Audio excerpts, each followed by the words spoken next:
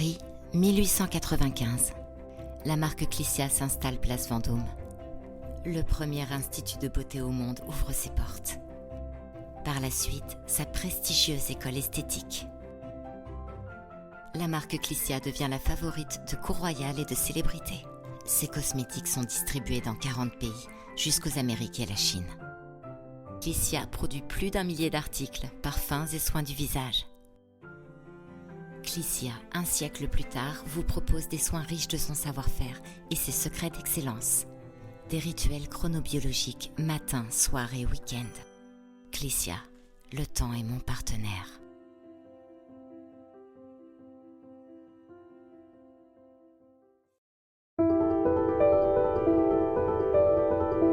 Bienvenue dans la saison 4 du podcast Parlons de votre mental. Dans cet espace inspirant, nous explorons le pouvoir du mental et son influence sur ta réussite, que ce soit dans ton sport, ton travail ou ta vie personnelle. Je suis convaincu que ton mental est la clé pour transformer tes épreuves en tremplin vers le succès. Rejoins-nous pour des interviews captivantes avec des invités inspirants, des masterclass sur la force mentale, la persévérance et la résilience. Apprends comment cultiver ton bien-être et ta santé mentale. Et avant de partir, prends 10 secondes pour soutenir le podcast en laissant 5 étoiles sur Apple Podcast ou Spotify. Souviens-toi, si tu crois en tes rêves, tout devient possible. Alors prépare-toi à une dose quotidienne de motivation en écoutant Parlons de votre mental.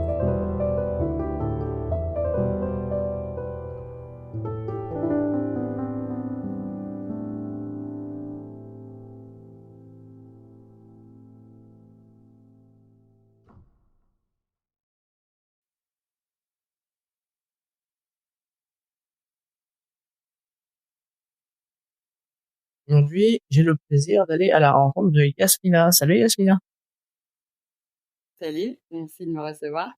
Écoute, c'est avec grand plaisir que je prends le temps que tu m'accordes pour faire une petite interview sur le podcast, petite ou grande, ça dépend des gens. Est-ce que tu pourrais brièvement te présenter à nos auditeurs? Alors, je m'appelle Yasmina Ben Bagdad, j'ai 35 ans et je suis la fondatrice d'une agence artistique hip-hop qui s'appelle YV Agency et je travaille aussi, j'ai créé une association qui s'appelle H2 et qui organise des événements hip-hop en Algérie. Là, on va revenir sur ton parcours. Est-ce que tu peux nous en dire un petit peu de ton parcours? Ouais, alors du coup, moi je suis de Clermont-Ferrand en Auvergne, à la base. J'ai un parcours assez classique. J'ai surtout eu la chance de commencer la danse très jeune et d'avoir eu des parents qui ont grave soutenu très très vite parce que j'ai intégré une compagnie à 12 ans grâce à la rencontre avec un danseur qui s'appelle Smiley, qui a créé une compagnie autour de ma meilleure amie et moi, et ensuite qui a grandi. Donc voilà, moi après collège, lycée, j'ai une licence de droit et un master de sciences politiques. Voilà. Ensuite, après l'université, je suis partie voyager. Je suis partie 1 an en Australie. Pour plein de raisons, j'avais pas spécialement envie de rentrer dans la vie active. Je voulais améliorer mon anglais. Je voulais voir du pays, quoi. Et c'est là-bas que l'idée de YV, enfin même si c'était une fois que je suis rentrée, c'est là-bas que l'idée de YV est arrivée. Une de mes amies d'enfance était en Australie aussi. Et quand elle est rentrée, on a commencé à faire un partage d'expériences. Et on s'est aperçu que le hip-hop là-bas était hyper présent. Alors l'Australie, c'était en 2012-2013. Donc il y avait une vraie grosse différence avec la France quand même. On voyait beaucoup plus de street art qu'ici, beaucoup de lieux où le rap et le hip-hop étaient quand même très acceptés. Ce qui, voilà, aujourd'hui, c'est plus une question en France, mais en tout cas à l'époque, ça l'était. Et voilà, donc du coup, l'idée de YV est arrivée. On a mis longtemps à construire ce projet. Moi, j'ai travaillé ensuite je faisais du développement économique en Haute-Savoie, avec des questions transfrontalières avec la Suisse. C'était très, très intéressant. Mais j'avais pas très envie de rester là-dedans. J'avais envie de monter mon propre truc. Et dans la culture hip-hop, j'avais vraiment envie de revenir là-dedans. Comme je te disais tout à l'heure, j'ai grandi là-dedans puisque j'étais dans la danse très jeune. Je traînais avec des graffeurs, des gens dans la musique, etc. Donc c'était vraiment quelque chose qui était hyper fort chez moi dès le début. Et donc voilà, on a mis quelques temps à monter YV et on l'a officiellement créé en 2017. Et voilà, et l'idée c'était d'accompagner des artistes, de les aider à vivre de leur passion et tout en faisant découvrir la culture hip-hop dans des lieux qui n'étaient pas forcément au premier abord amateurs de cette culture. Donc après ça s'est développé et c'est devenu aussi plein d'autres choses, mais en tout cas à la base c'était ça. 2017, donc ça fait 7 ans, depuis 7 ans. Ça fait 7 ans. Ouais. Alors après j'ai été salariée sur le côté jusqu'à 2021. Entre-temps, on a eu le Covid, c'est de l'événementiel, donc ça a un peu été chaud. Donc voilà, moi, la boîte a 7 ans, mais j'ai l'impression d'avoir vraiment cette boîte depuis 2021, en fait, parce que je me suis mise à 100% dessus. J'ai récupéré les parts de mon associé qui avait envie de faire d'autres choses, donc en fait, je suis toute seule dessus depuis 2021. Et j'ai pris d'autres caps. La boîte a beaucoup, beaucoup changé en 2021, autant sur la stratégie que sur la vision, et sur moi aussi, parce que avoir une société, ça te fait beaucoup changer de poids. Donc voilà. Comment tu pourrais approfondir un petit peu en quoi ça te transpose d'avoir une société à toi? Euh, Ouais, alors déjà, faire un petit historique, Wavy au début c'était très centré sur le graffiti et le street art. On bossait principalement avec des graffeurs, en se disant que plus tard on mettrait la danse, etc. Mais on voulait le faire step by step. Et puis en 2021, moi je me suis dit qu'en fait j'avais vraiment envie d'avoir aussi une agence qui me représentait à 100%. Et je voulais absolument intégrer la danse. Et donc au début on est vraiment parti, on faisait beaucoup de design d'intérieur, de façade, etc.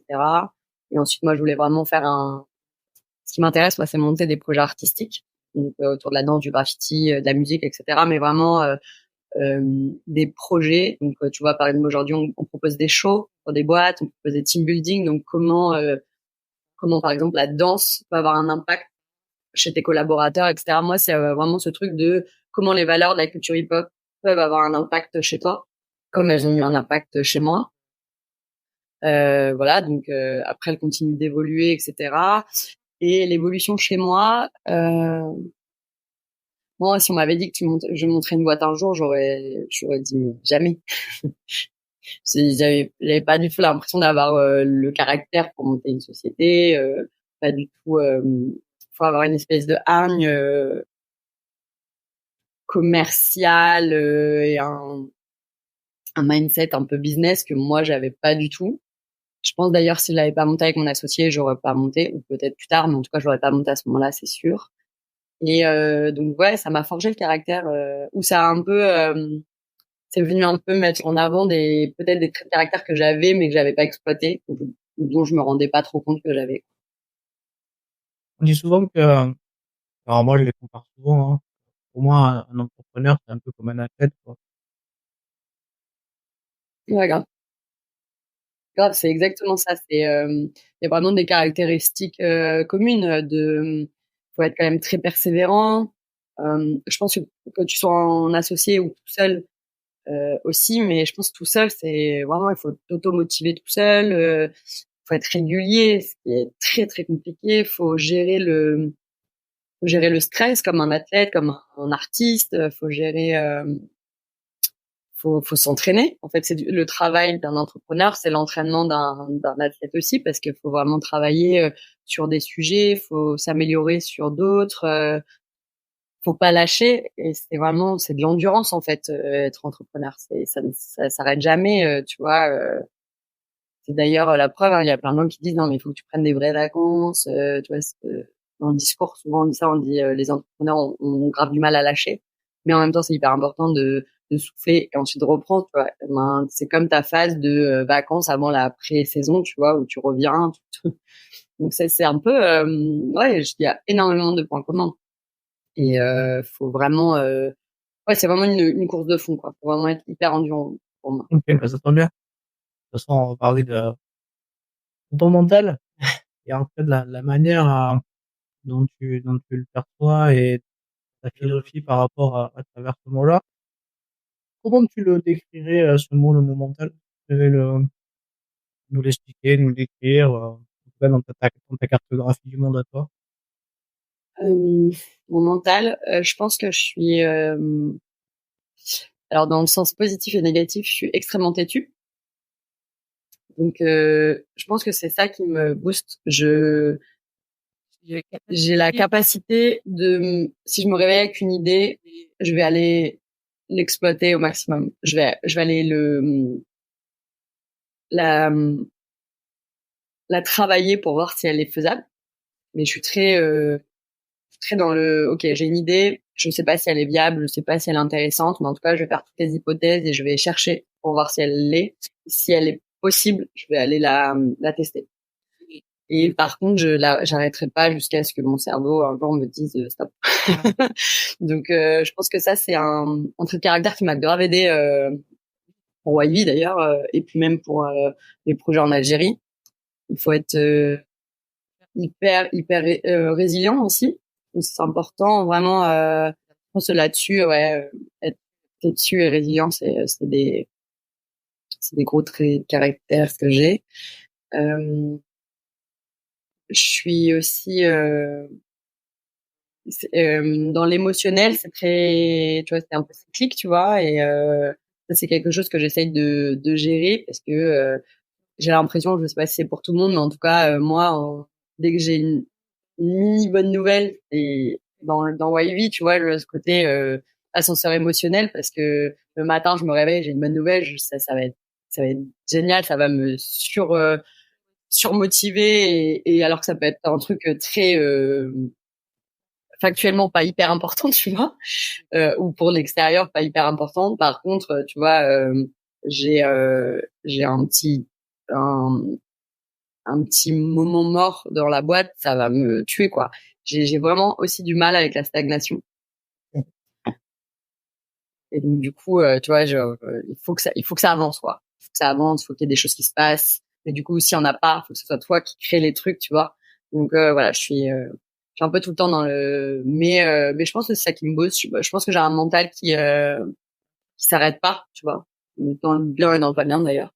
Mais je pense que c'est ça qui fait que tu vois, pendant le Covid, moi j'étais salariée, donc j'aurais pu très bien arrêter YV, surtout qu'à ce moment-là, la boîte ne marchait pas spécialement parce que vu que j'étais salariée, je la faisais pas spécialement avancer, je la voyais un peu comme un hobby, tu vois. Donc j'étais même pas dans ce mode-là.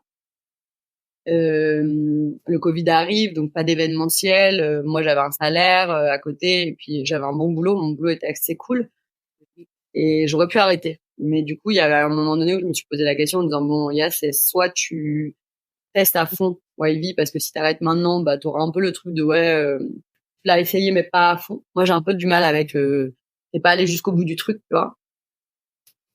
Et du coup, tu te concentres 100% sur ton salariat, enfin sur ton boulot ou un autre d'ailleurs, peu importe. Soit tu lâches et tu vas à fond, quoi. Évidemment, j'ai choisi d'aller à fond dans YV et de tester, etc. Mais voilà, je pense que je suis un peu je suis un peu déterminée là-dessus, quoi. Ce qui m'aide dans le fait d'avoir une entreprise. Ok. Ouais, parce que c'est jamais simple hein, d'avoir une entreprise. Hein. En tout cas, les gens que je côtoie qui en ont une, c'est vrai qu'ils, comme tu disais, ils sont très résilients, force de travail, c'est évident. Et après, c'est vrai qu'ils ont du mal souvent à décrocher pour partir en vacances. D'autant ceux qui bossent tout Ouais, seuls font pas d'associés, quoi. c'est sûr, hein. Ouais. Bah oui, en fait, c'est peut-être le fait d'avoir un associé, c'est ça qui est cool, c'est que dans ton moment un peu down, tu vois, un peu bas, il y aura quelqu'un qui va te booster, tu vois. Après, moi, j'ai de la chance, ce que je te disais tout à l'heure sur mon environnement, c'est que ce soit des amis entrepreneurs ou pas d'ailleurs, j'ai quand même cette carte de je peux appeler quelqu'un, même ma famille. Moi, je sais que je parle très souvent de ma boîte avec un de mes frères, et c'est des gens qui me boostent en fait parce que je vais avoir cette carte amicale ou familiale où voilà, je suis pas bien, ça se passe pas très bien, là je suis coincée, tu vois, des fois aussi t'es coincé, tu vois, sur des sujets. Je sais que j'ai les ressources humaines pour me rebooster, quoi. Donc oui, oui, c'est une chance. Je pense que si t'as pas d'associé et que t'as pas, d'ailleurs, on en parle souvent de l'isolement de l'entrepreneur. C'est aussi pour ça qu'il existe énormément de structures. Moi, je suis dans une association de chefs d'entreprise aussi parce que à un moment donné, t'as besoin d'avoir des ressources humaines ou sur des sujets où c'est pas ta zone d'expertise, tu vois. Je dis n'importe quoi, mais par exemple la gestion comptable ou la gestion financière, des choses comme ça. Les stratégies commerciales, etc. Moi, c'est des choses que j'apprends tous les jours. Et j'avoue, j'ai cette chance d'avoir des gens comme ça autour de moi où je peux parler de stratégie commerciale, où je peux parler de remotivation juste humaine aussi, tu vois, de dire bon, Yas, ok, là aujourd'hui ça va pas, bah c'est pas grave, prends du temps pour toi, demain on se relève et on y va, tu vois. Mm. Tout seul, si t'es tout seul, c'est hyper dur. Moi, je suis toute seule, mais en même temps, je suis pas toute seule parce que j'ai l'environnement qu'il faut pour pouvoir le faire. Ouais, bah, en fait, tu soulèves, l'importance, en fait, de l'entourage dans la réussite du projet professionnel, qui est aussi important aussi dans le domaine du sport, hein, c'est le domaine dans lequel je viens. Ouais, ouais, dans le monde artistique, dans le monde du sport, dans le monde de l'entrepreneuriat, c'est capital, enfin, c'est essentiel, ouais. Donc, au-delà de cette dimension-là, toi, comment tu te prépares personnellement, euh, mentalement, pour, en tout cas, pour au quotidien être dans les meilleures dispositions psychologiques pour en tant que tant que chef d'entreprise, quoi.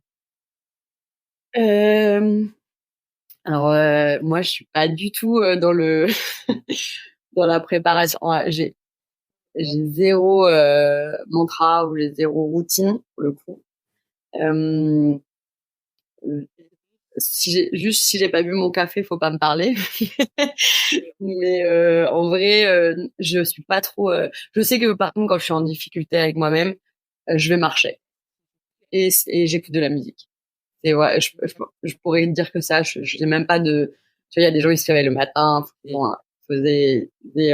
faut qu'ils aient une vraie régularité, une vraie discipline sur des trucs. J'avoue, moi, j'ai zéro discipline.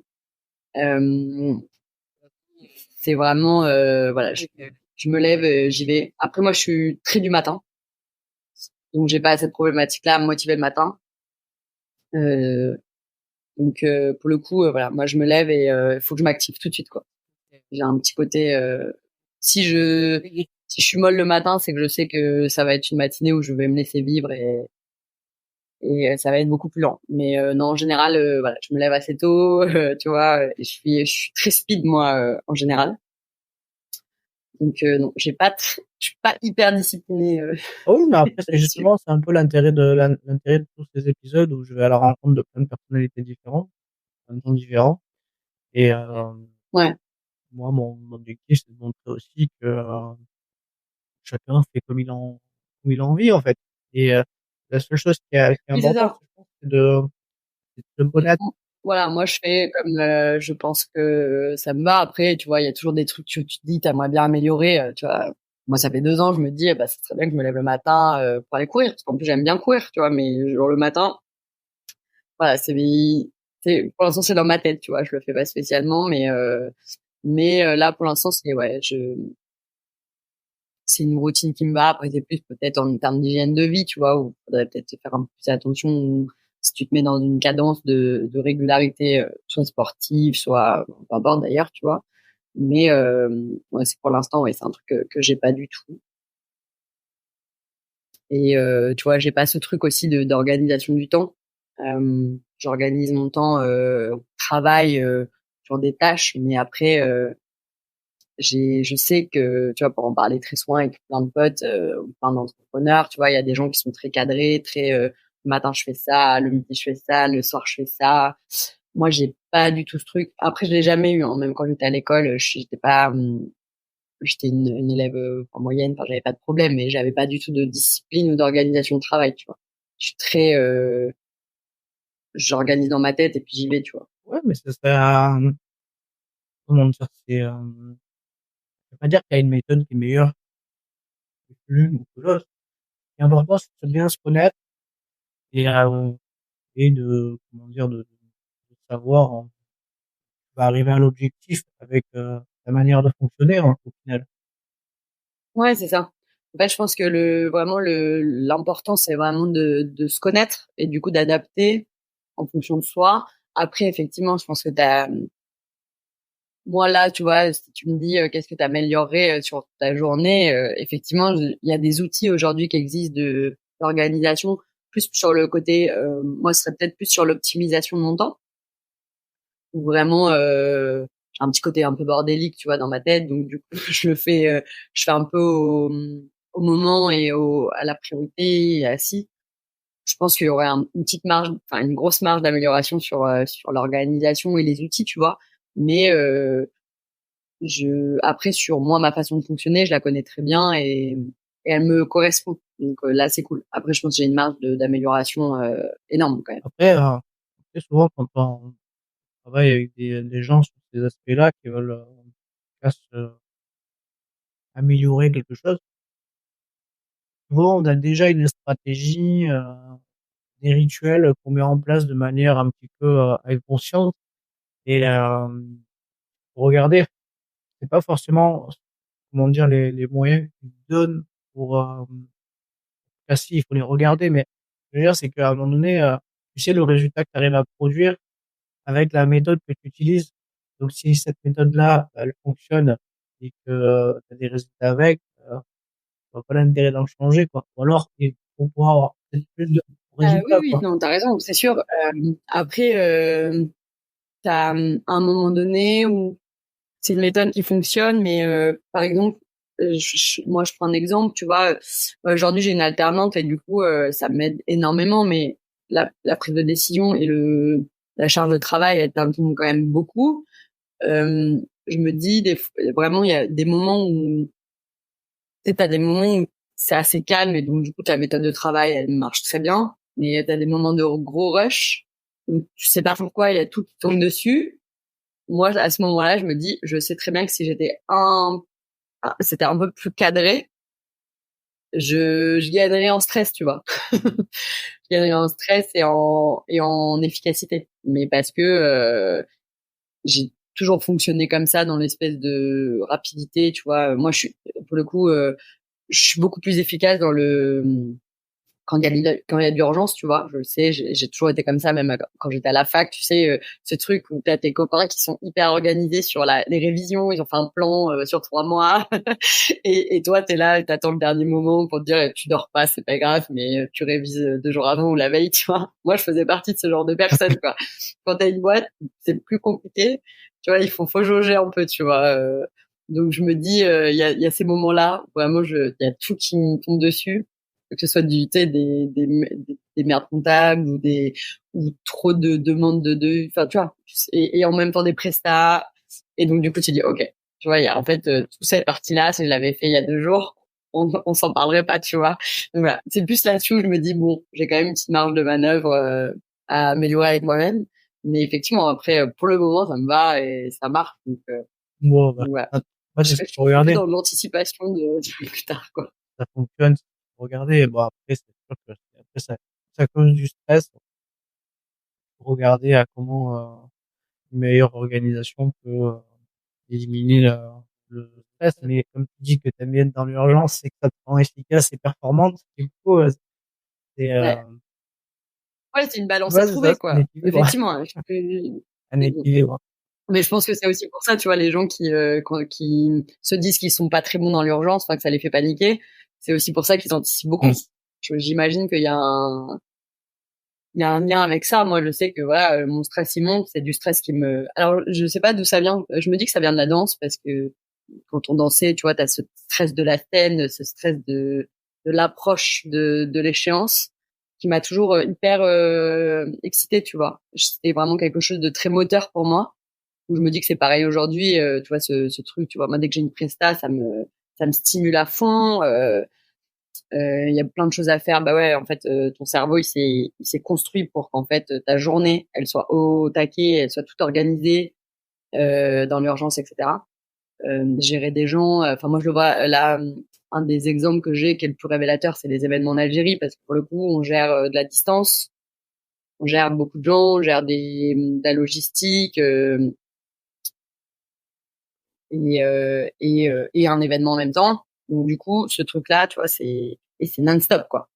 C'est vraiment, tu vois, une grosse semaine de tous les jours, t'es en speed, quoi. Donc et ça, moi, tu vois, c'est un truc qui mon cerveau il est adapté pour ça. Je sais pas pourquoi, mais en tout cas, ça c'est très clair pour moi. Bah, c'est important de savoir comment tu fonctionnes, en tout cas. Et OK, bon, bah, c'est chouette. On va parler un peu de confiance. Donc, la confiance en soi, c'est quelque chose que souvent on cultive avec, le temps, les expériences. Mais, parfois, j'ai dans les invités que je peux recevoir, il y en a qui ne manquent pas de confiance et l'ont eu, bah, dès le départ, en fait. Ils ont pas eu, ouais, comment dire, de problématiques qu'on peut rencontrer, dont on parle beaucoup en ce moment, comment, reprendre confiance en soi, comment avoir confiance en soi. Toi, si devais me parler de cette thématique par rapport à la confiance en toi, tu fais comment? Je pense que c'est dans la vie, je pense que c'est quelque chose de capital. Je te dis ça maintenant parce que moi j'en avais pas ou peu avant. Vraiment, c'était très compliqué. Je pense que c'est d'ailleurs pour ça que j'ai arrêté la danse. Enfin, c'est un des facteurs. Je me sentais pas assez confiante et assez à la hauteur. Tu vois, j'avais ce truc un peu de ça sera jamais assez bien. Et ça m'a mis longtemps et je pense que c'est un travail la confiance en soi. Et je pense qu'il y a des gens qui l'ont assez naturellement et c'est top. Quand tu l'as pas, je pense que il faut en plus encore plus dans le voie langue si t'as pas confiance en toi, il y a une question aussi de crédibilité. Enfin, en tout cas moi quand tu parles à quelqu'un, t'essayes de leur vendre quelque chose. Moi je parle de ma passion donc il y a ce truc là, mais j'ai l'air confiante parfois, tu vois. Je le suis pas spécialement, mais je sais que je suis beaucoup plus qu'il y a 5, 10. Je pense que ça vient aussi avec l'âge, hein, heureusement. Mais je sais que moi, il y a eu un moment donné dans ma vie où je me suis dit, ok, si je veux aller chercher la vie que je veux, si je veux qu'on me voit comme j'ai envie qu'on me voit, il faut que ça passe par moi en premier.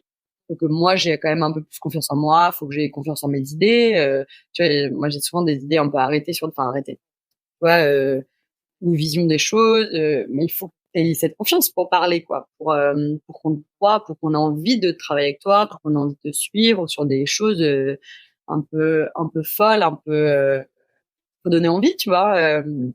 Moi, j'ai l'association pour les projets en Algérie. J'ai appelé une copine à moi et je lui ai dit, écoute, j'ai un projet un peu fou. Il y a pas d'argent à la clé, il y a beaucoup de boulot. Est-ce que t'es chaude? Je me dis si je donnais pas confiance sur le projet, sur ma capacité à porter le projet, on ne suit pas, tu vois. Moi, je bosse dans un domaine où l'humain est tout, est au cœur du truc, aussi bien avec les artistes qu'on va proposer, les projets qu'on va proposer, les clients pour qui on va travailler, c'est autour d'humains, de gens. Si j'avais pas cette confiance, ou en tout cas si je donnais pas confiance, je pense que ça serait beaucoup plus dur. Et aussi, je pense qu'aujourd'hui, c'est dans le monde dans lequel on vit, il faut avoir un peu de confiance en soi. Tu te perds très vite aujourd'hui. Je te dis droit à l'erreur, tu en penses quoi? Oui, oui, oui, il faut. Euh, je trouve qu'on a un petit problème avec ça. En tout cas, moi, j'avais l'impression quand tu étais jeune, ta marge de manœuvre de l'échec ou de l'erreur était faible. Tu vois, à l'école, en fonction, après, pas tous les profs, mais en fonction des profs que t'avais pas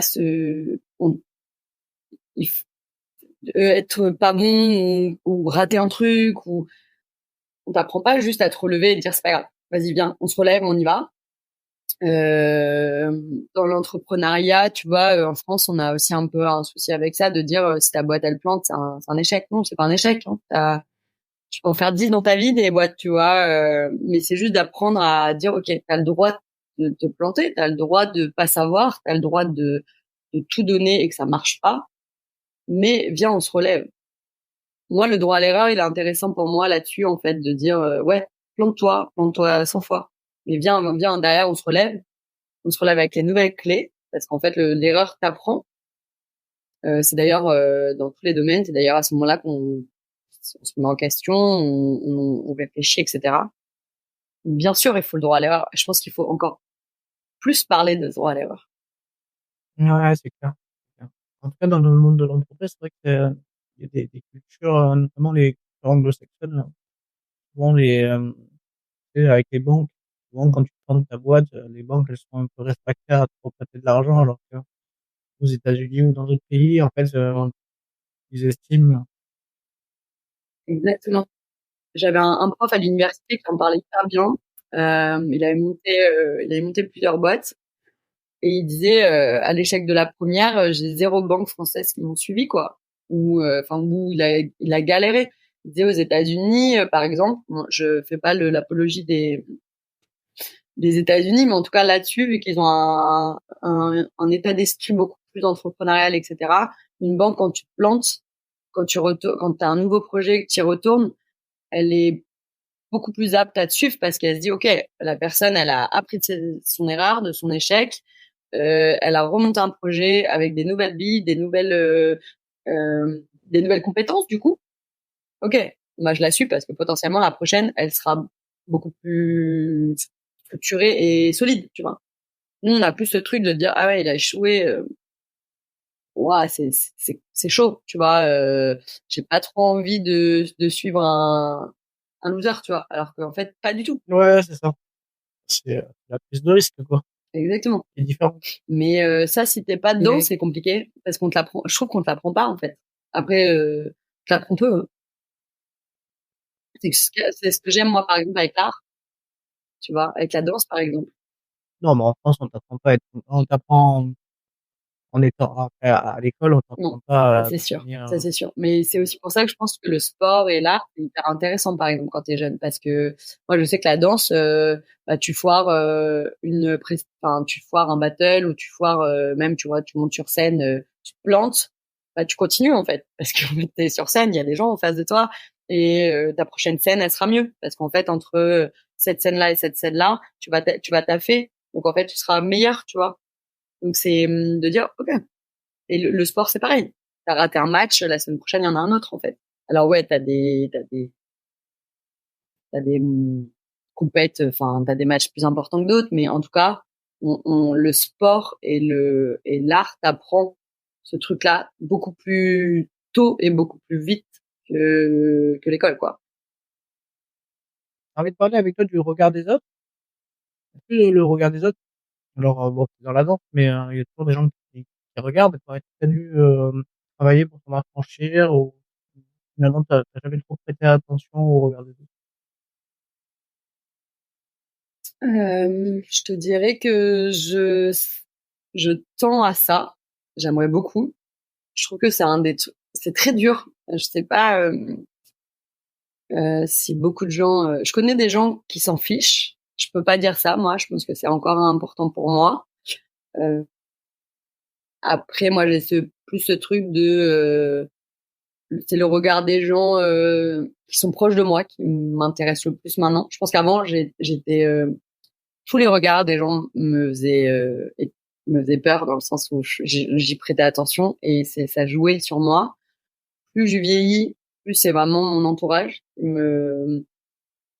même si c'est très bienveillant, etc. Je pense que c'est quelque chose qui est important pour moi. Tu vois, j'ai pas envie sur plein de trucs, j'ai pas envie de décevoir, j'ai pas envie de me per- de me pervertir sur des choses, de me perdre, mais par rapport au regard aussi des autres.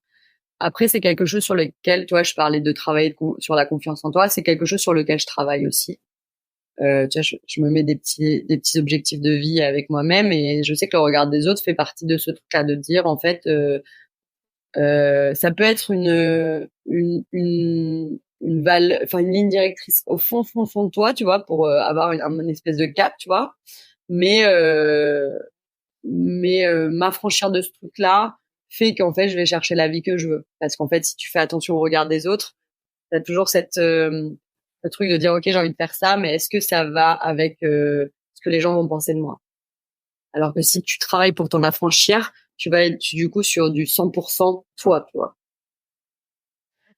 Donc ouais, c'est quelque chose sur lequel je travaille. Je pense que déjà de prendre des décisions un peu tous les jours sur le fait d'avoir une boîte, et du coup c'est des décisions que tu prends pas quotidiennement mais quasiment, tu vois. Je pense que du coup c'est quelque chose qui a beaucoup aidé.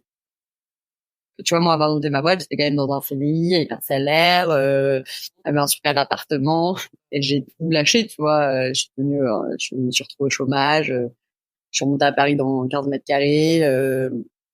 J'ai refait de la restauration pour aider les fins de mois à la fin du chômage. Enfin, c'était pas du tout, tu vois. Et en face, ça a pas, tu vois, j'ai eu des discussions avec des potes ou même avec des membres de ma famille où c'était en mode t'es un peu folle, tu vois.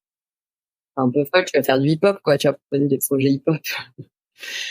Et tranquille, tu vois, t'es dans le Deveco, t'as un bon salaire, t'as un CDI. Et j'étais là, ouais, mais en fait, ça me va pas. Je pourrais, tu vois, enfin même si ça me va pas, en fait, ça pourrait être le meilleur boulot du monde. Si c'est pas ce que je veux faire. Et donc, c'était déjà un premier step pour moi. Je pense que si j'avais été encore dans ce truc de zéro confiance et j'écoute un peu tout ce qu'on dit et tout ce qu'on m'a pensé, bah, je l'aurais peut-être pas fait. Ouais, mais c'est souvent, le choix, Mais je pense que c'est très dur, quoi. le choix, C'est très dur de se défaire du regard des gens, de tout le monde.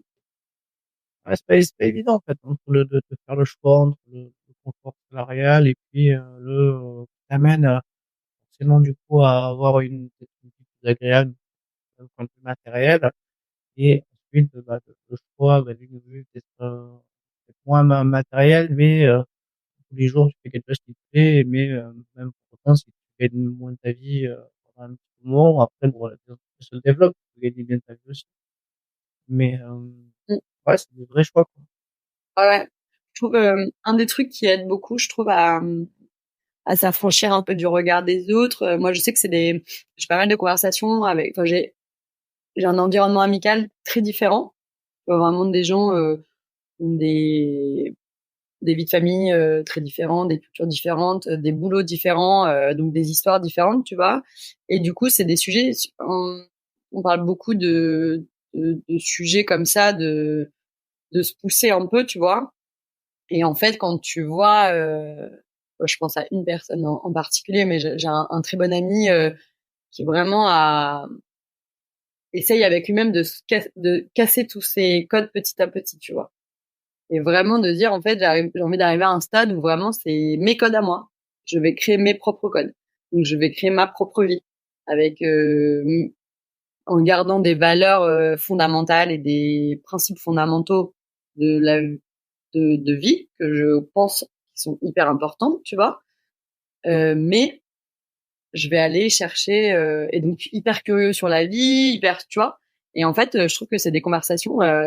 J'ai au fur et à mesure des années, j'ai eu pas mal de conversations comme ça avec des potes, et je me dis, mais ouais, en fait, c'est tes codes à toi à un moment donné qu'il faut créer. Si tu veux vraiment avoir la vie, je parle même pas que de boulot, mais la vie en général que tu veux, effectivement, c'est d'aller chercher ce que tu considères toi comme essentiel et, euh, et intéressant, tout en restant hyper humble et hyper dans. Moi, je sais que tu vois, par exemple, les valeurs, mes valeurs familiales qu'on m'a inculquées, je les trouve vraiment hyper. Elles sont toujours très importantes pour moi parce que c'est des bonnes valeurs.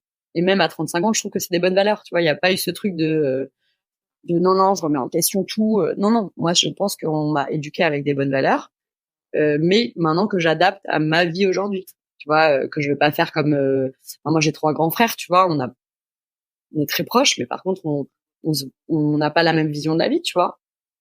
Et par contre, on a cette base de culture et d'éducation qui est la même, tu vois, et qu'on a adapté à nos vies en fait. Mais tu vois, moi je suis hyper reconnaissante d'avoir eu cette éducation parce que c'est une éducation d'indépendance, mais de quand même fixer dans des valeurs familiales, des valeurs culturelles, etc. Mais ok, ta vie c'est la tienne. Ouais, bah de toute façon après c'est un peu comment dire, on plante des graines et parfois on a des surprises quoi. Là, ça doit pas avoir la même graine mais pas Exactement. avoir la même fleur. Exactement ça. Ouais, C'est c'est ça ça. qui est Hein. intéressant. Je voulais aborder avec toi l'aspect motivationnel. Comment tu bah, du coup, t'es comme t'es chef d'entreprise, du coup, de journée à une autre, on parle beaucoup de, tu sais, de psychologie positive, on envoie toutes les sauces. Voilà, après, on sait très bien que notre mood, il est différent d'un jour à un autre, que la positivité, bon, bah, elle est pas, comment dire, elle est fluctuante, quoi. Je veux dire, on peut pas être toujours positif non plus, quoi. On peut tirer du positif, mais être positif tout le temps, c'est compliqué. Toi, comment tu fais pour, à la fois essayer de garder cet esprit positif au quotidien et en même temps rester motivé dans ton projet?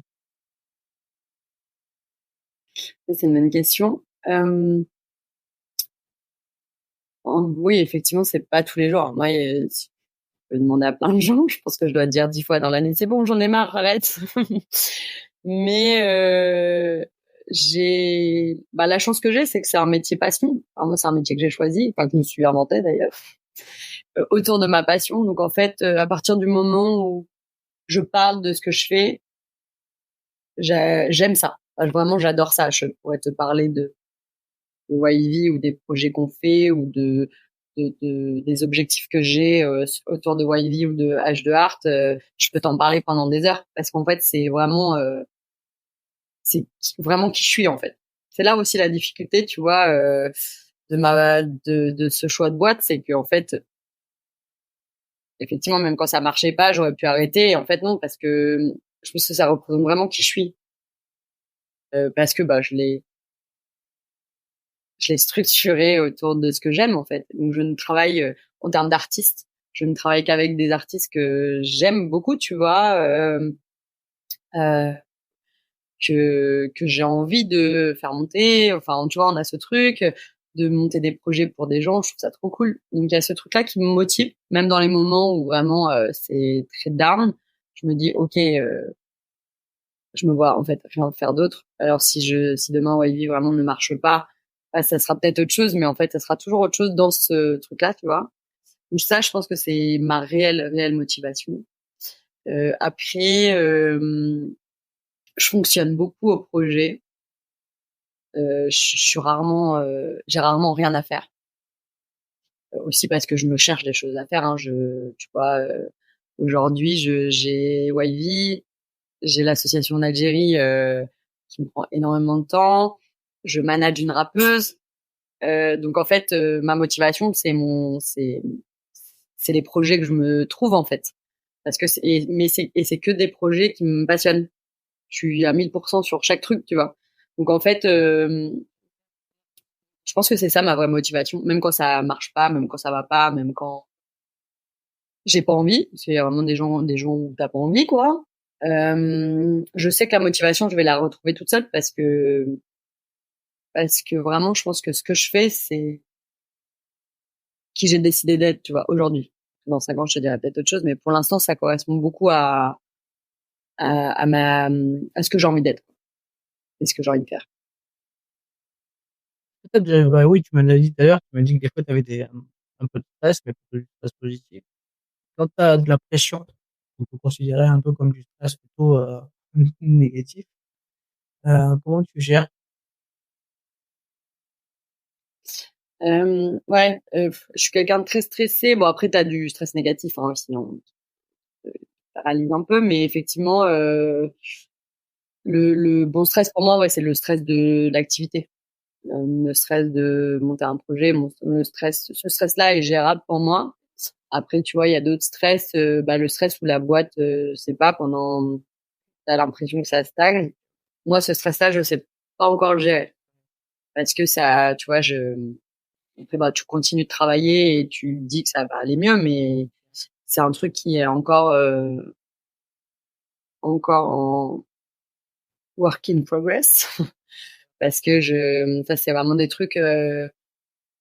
J'ai un petit, je pense que ça s'entend quand je parle, un petit côté contrôlant, un peu contrôle freak sur des trucs, tu vois. Donc si je peux avoir une action sur pourquoi je stresse, tu vois, ou sur la situation, là je j'ai pas de problème avec ce stress-là. C'est du bon stress à me stimuler parce que je peux réagir à l'action qu'il y a, tu vois, à la situation. Par contre, si c'est un stress de ça marche pas, il y a attendre que la solution, si je peux pas gérer la solution, là, ça va être un mauvais stress et celui-ci, je ne sais pas le gérer. J'y travaille. mais, mais je pense que du coup, là, c'est qu'un truc de redescendre avec toi-même, tu vois, ce que je te disais tout à l'heure, tu vois, quand j'ai une problématique, je vais marcher, j'écoute de la musique, ça m'arrive aussi de temps en temps de danser, tu vois, pour essayer de, même si je danse plus du tout, mais tu vois, je sais que c'est un truc qui me détend. Donc j'essaye de faire des trucs comme ça. Mais ouais, c'est le stress qu'il n'y a pas de, c'est pas moi qui suis en charge de la solution. Celui-ci est compliqué pour moi. Ok. Une petite dernière, allez, clôturer le podcast, hein, avant de puisse aussi nous livrer ton mot de la fin. Le mot de la fin, c'est quelque chose qui te tient à cœur, que tu as envie de partager avec les auditeurs et les auditrices, qui, qui fait toute ta, comment dire, ça cherche le mot, la spécificité, parce qu'on est tous animés par quelque chose, hein, par une mission de vie, souvent. Mais avant de te poser la question, souvent on entend, pour avoir une force mentale, il ne faut rien lâcher. Toi, comment tu te situes par rapport à ça? Il faut rien lâcher. Bah, j'avoue, moi, je serais assez d'accord avec ça. Je sais pas lâcher déjà. Donc, du coup, bon, c'est même pas un truc de, je me pose la question, c'est, que ce soit sur du pro ou du perso, effectivement, moi, quand j'ai une idée en tête, quand j'ai vraiment, vraiment du mal à lâcher. Mais aussi parce que je pense que c'est important, tu vois, après, c'est très personnel et c'est très mon caractère. Moi, je sais que si je lâche quelque chose ou ouais, quelque chose avant de me dire que je suis allée au bout, ça va me ronger en fait. Ça va me ronger parce que je vais pas arrêter de me dire attends, je vais peut-être essayer de faire ça, j'aurais pu faire ça, j'aurais pu tenter ça. Donc ça c'est compliqué pour moi. Après, effectivement, des fois faut aussi lâcher parce que enfin, c'est sans fin dans ce cas-là, tu vois. Donc moi pour moi, j'ai l'impression que c'est bien parce que c'est ma façon de fonctionner mais je pense aussi que parfois ça me perd, hein. Moi je sais pas lâcher l'affaire.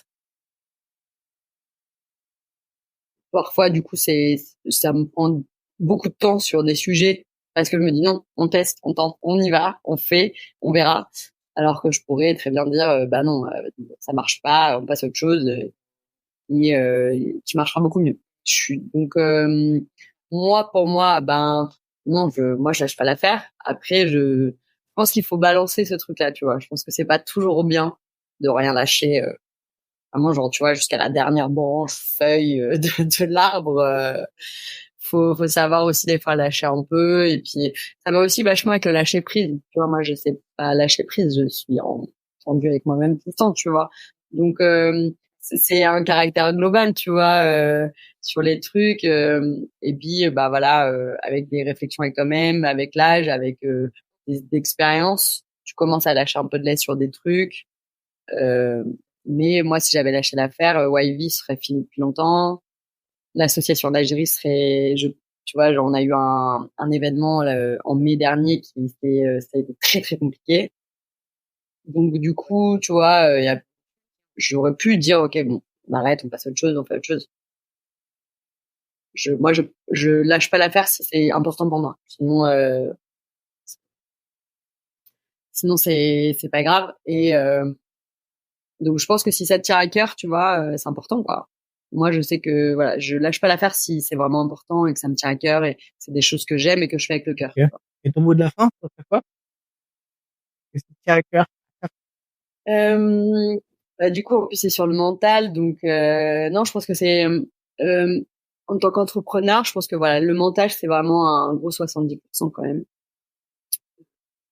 Je pense que tu as énormément de moments où tu peux lâcher. Et si tu lâches, c'est pas grave, en fait. C'est pas grave. Je pense qu'il faut pas non plus se tuer. Moi, encore une fois, je pense que je suis hyper chanceuse parce que je fais ce que j'aime. Je bosse vraiment. Alors tout n'est pas cool, hein, on va pas se mentir. Hein, et puis il y a des projets plus intéressants que d'autres, mais j'ai choisi vraiment. Enfin, j'ai vraiment créé ma vie, tu vois, créé mon métier, et je suis hyper bien entourée. Donc, je pense qu'en fait, le mental sans entourage, ça vaut rien. Ça vaut rien parce que tu vas te tuer en fait. Tu peux avoir un mental hyper fort. Donc, c'est ce qu'on disait tout à l'heure, c'est de la course de fond. Donc en fait, ton mental, à un moment donné, il va s'épuiser tout seul. Donc sans ton entourage qui va... Tu sais, moi, c'est comme... J'ai l'impression que mon entourage, c'est ma potion magique. Parce que ça te remet du jus à chaque fois et ça te permet d'aller encore plus loin. Et moi, je pense que c'est ça la clé, en fait. Hors mental, hors taf, hors passion, le secret en fait de ta vie, c'est ton entourage, de toute ta vie d'ailleurs. On parle du perso, du pro, je pense que c'est ça. Et moi, je sais que j'ai de la chance là-dessus, aussi bien amicalement que familialement que tout. C'est vraiment ça. Et plus je vieillis, plus je me le dis. Bon, bah, écoute, Yasmina, merci beaucoup pour ton Merci à temps toi, franchement, c'était et cool. pour toute comment dire, pour toute cette philosophie de vie tourne autour de ton mental et de comment tu te sens. Comment on fait pour te retrouver pour d'éventuels projets en lien avec ce que toi tu proposes? Si, je sais pas moi, des auditeurs et des auditrices ont envie d'en savoir un petit peu plus, comment on fait pour te contacter? Alors du coup, on peut nous suivre sur les réseaux sociaux. Donc l'Instagram de Wivy, c'est Wivy, donc WYVI-agency. L'Instagram de festival en Algérie, c'est h2art.event. Et sinon, sur LinkedIn, Yasmina Ben Bagdad, il y a toutes les infos, toutes les actus, tout. En tout cas, merci à toi et Trop cool. Merci beaucoup, franchement, hyper intéressant de m'avoir suivi.